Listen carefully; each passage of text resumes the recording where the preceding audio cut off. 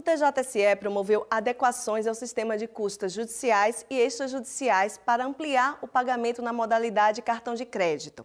Com a referida alteração, tornou-se possível o pagamento via cartão de crédito das seguintes guias de recolhimento judiciais: inicial criminal, atos processuais, preparo de recursos do segundo grau, reconvenção, assistência e oposição, bem como de inicial de jurisdição voluntária, execução de título extrajudicial e fiscal, embargos à execução de título extrajudicial, embargos de terceiro e requerimento de busca e apreensão. Desde 2019 já era possível o pagamento por cartão de crédito das custas iniciais cíveis e carta precatória e o parcelamento em até 10 vezes dos valores. Você sabe como se comportar frente a uma obrigação civil, um contrato assumido antes do período de pandemia do novo coronavírus? Sobre a necessidade de adimplir as obrigações contratuais e quando é possível o desfazimento dos contratos? Sobre esse assunto, nós conversamos com o Procurador do Estado, professor e PhD em Direito, Cleidson Nascimento. Acompanhe.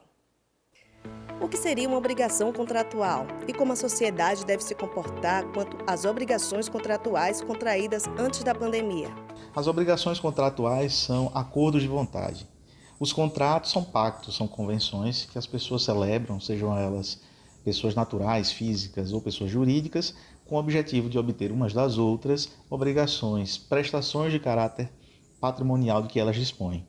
Então é por meio dos contratos que as pessoas compram, outras vendem, alugam, prestam serviços, e os contratos estão presentes em várias áreas do direito, seja no direito civil, no direito do consumidor, no direito do trabalho, por exemplo.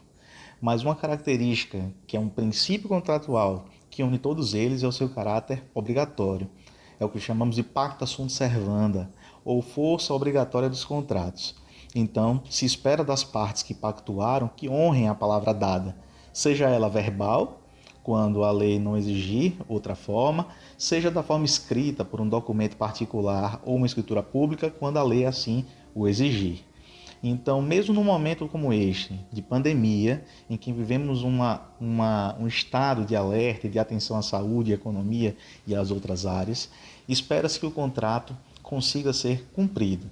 O desejável é que os contratos continuem sendo honrados.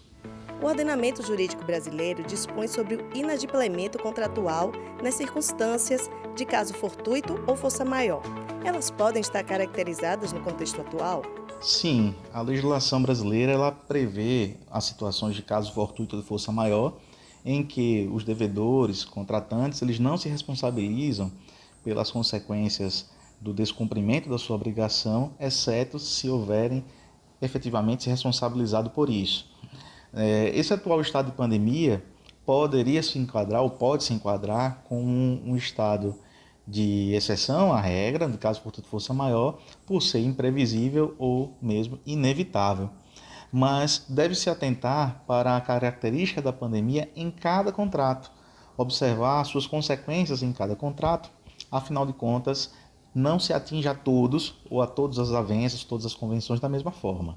Então, é preciso verificar o caso concreto para saber de que modo essa pandemia atinge os contratos firmados antes ou mesmo durante ela.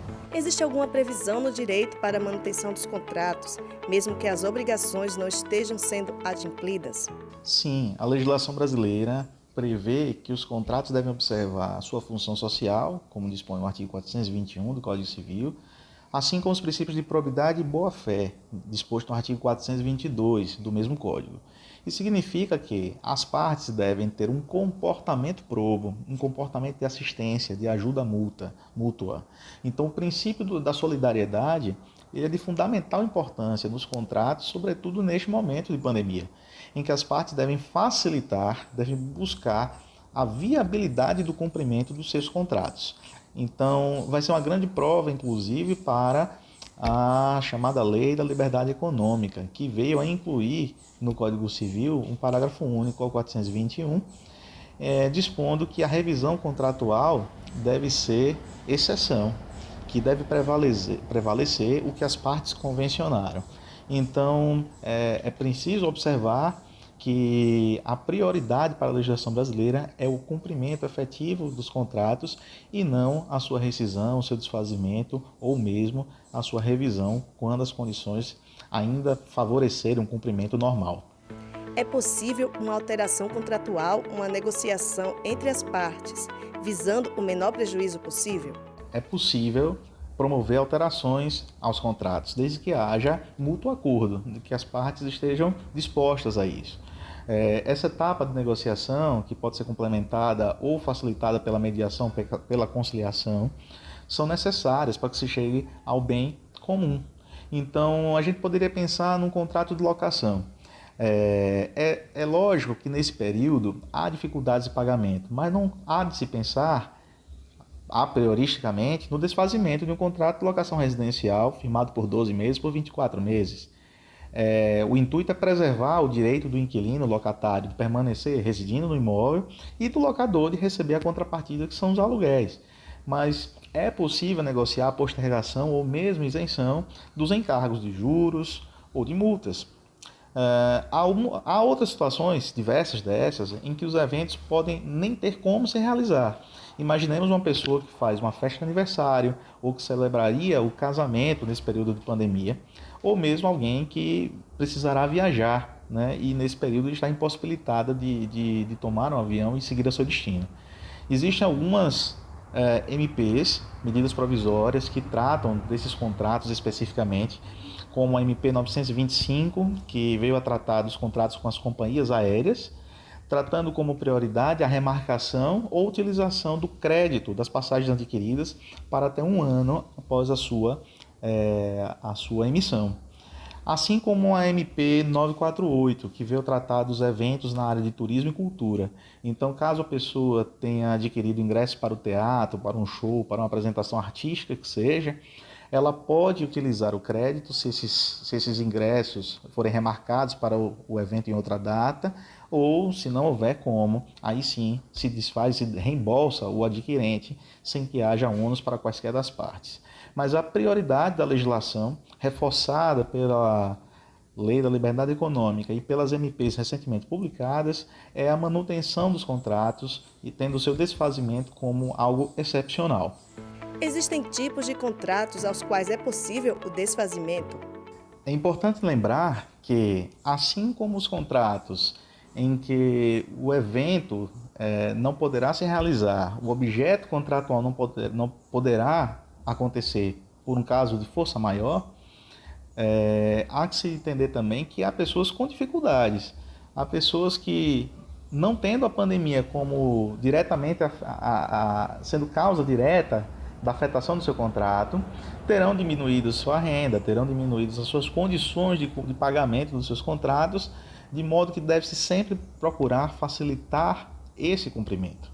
Então, o desfazimento do contrato, o pagamento das multas contratuais que podem ter sido livremente estipuladas, deve ser olhado como última ratio, como última consequência. E sim, antes de tudo, buscar a negociação. Lembrando que as partes devem buscar sempre uma solução consensual para os seus conflitos, sobretudo quando, dessa razão, nenhuma delas deu causa, a nenhuma delas se pode imputar culpa. Então, deve-se sempre pensar em não assoberbar o Poder Judiciário ou não achar melhor uma solução que pode durar alguns anos no Poder Judiciário, quando se poderia ter chegado a um consenso, a um acordo para dar uma solução a contento a esses contratos. Poderá haver consequências jurídicas aos contratos não adimplidos ou parcialmente adimplidos nesse período? As partes podem não ter conseguido cumprir a sua parte nos contratos.